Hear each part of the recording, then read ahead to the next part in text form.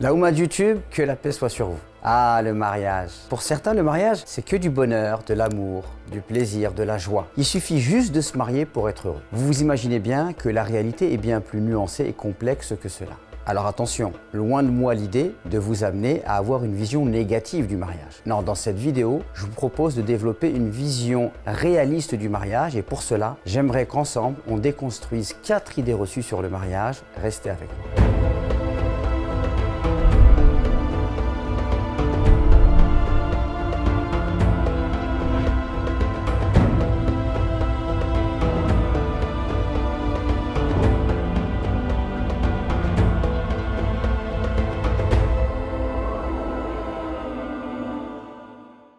Le mariage est une adoration extrêmement importante en islam. Et c'est même une adoration merveilleuse, car elle est liée à l'union et à l'amour entre deux personnes. Mais pour pouvoir réussir son mariage, il convient de se préparer. Et la première des préparations est d'avoir une vision claire de ce que c'est que le mariage, dépouillé de toute illusion. Et pour cela, on va déconstruire 4 idées reçues sur le mariage. La première idée reçue, c'est qu'il suffit de trouver le bon ou la bonne partenaire et que lorsqu'on a trouvé le bon ou la bonne partenaire, il suffit juste de se marier et après, tout va rouler comme sur des roulettes. Or, ce n'est absolument pas ce qui va se passer après le mariage. Car lorsqu'on se marie, eh bien, tout va commencer à partir du moment où on va se marier. Et une vie de couple ne pourra être épanouie que si on s'investit énormément dans sa vie de couple et qu'on la construit chaque jour. Donc toute personne qui pense qu'il lui suffit juste de trouver un bon partenaire tombe dans l'une des illusions parmi les illusions les plus dangereuses.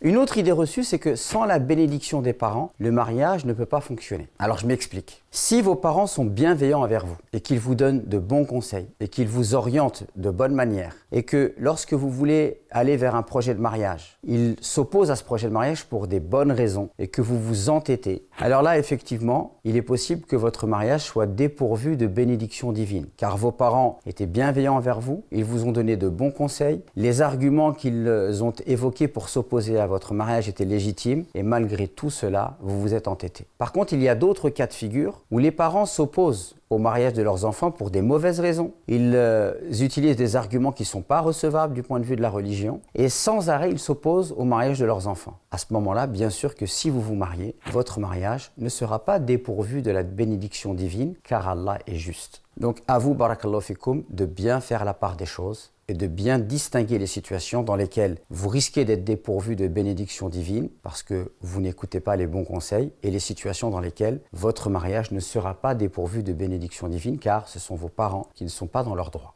Il y a une autre idée reçue, c'est celle qui consiste à dire « je suis trop jeune pour me marier ». Or, le mariage n'est pas une question d'âge. Alors oui, effectivement, jusqu'à un certain âge, par exemple en France, si vous n'avez pas 18 ans, vous ne pourrez pas vous marier. Mais on peut voir que dans certains pays, comme nos pays d'origine, il y a des jeunes qui se marient à 15 ans, 16 ans, 17 ans, qu'autrefois les gens se mariaient jeunes et ils arrivaient justement à vivre leur vie maritale d'une bonne manière. Le mariage ne doit pas être associé à un âge, même s'il y a quand même un âge limite qu'on doit dépasser pour pouvoir se marier, mais le mariage est d'abord une question de maturité. Et aujourd'hui encore, il y a par exemple des jeunes filles ou des jeunes garçons qui à l'âge de 18, 19 ans, 20 ans sont suffisamment matures pour se marier et par contre des personnes qui approchent la trentaine et qui ne sont pas encore prêts, pas encore matures pour le mariage. Ils sont peut-être matures pour d'autres choses dans leur vie, mais ils ne sont pas matures pour le mariage. Donc il ne faut pas réduire le mariage à une question d'âge, il faut plutôt regarder la maturité de la personne. Et moi j'ai vu parfois des parents qui étaient inquiets, qui voulaient s'opposer au mariage de leur fille sous prétexte qu'elle était trop jeune, alors qu'elle était pleinement mature pour le mariage. Et en s'opposant à ce moment-là au mariage de jeunes, eh bien on les met dans une situation extrêmement délicate, voire même on les met dans une situation où presque on les pousse vers le péché.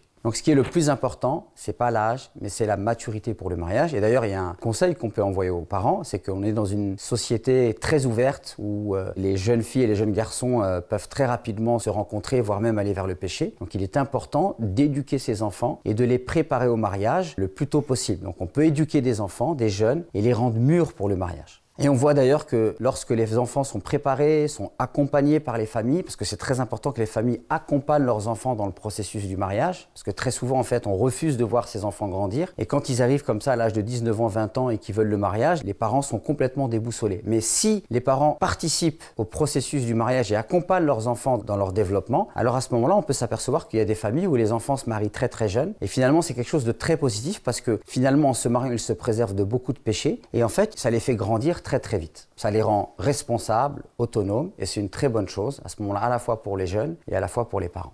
Quatrième idée reçue sur le mariage, c'est celle qui consiste à dire « je n'ai pas de situation stable pour me marier ». Alors, il est vrai que si vous voulez vous marier, le mariage demande de pouvoir assumer un certain nombre de responsabilités. Donc, si vous n'avez pas de logement, vous n'avez pas de rentrée d'argent, ça peut être très compliqué. Néanmoins, il y a des personnes qui peuvent se retrouver dans des situations telles que l'étudiant, par exemple, qui fait des longues études et ça peut être compliqué pour lui de se marier. Et dans ce cas-là, je pense qu'il faut faciliter l'accès au mariage. Deux jeunes peuvent tout à fait se marier tout en continuant à habiter chez leurs parents respectifs. Et là, c'est très avantageux parce qu'on permet aux jeunes de continuer leurs études et d'évoluer dans un cadre licite, car on sait très bien que lorsqu'on ne permet pas cela, eh bien, les jeunes se retrouvent lancés dans des processus de longues études et ils ne peuvent pas répondre à des besoins qui sont quand même légitimes. Voilà mes frères et sœurs, 4 idées reçues sur le mariage. Bien sûr, il y en a plein d'autres, mais on ne va pas tous les évoquer dans cette vidéo. En tout cas, j'espère que ceux que j'ai partagés avec vous vous seront pleinement utiles et profitables. N'hésitez surtout pas à en discuter et à partager cette vidéo avec votre entourage. Je vous invite également à liker cette vidéo, à vous abonner à cette chaîne et à activer l'appli de cloche. Et je vous dis à très vite pour d'autres vidéos.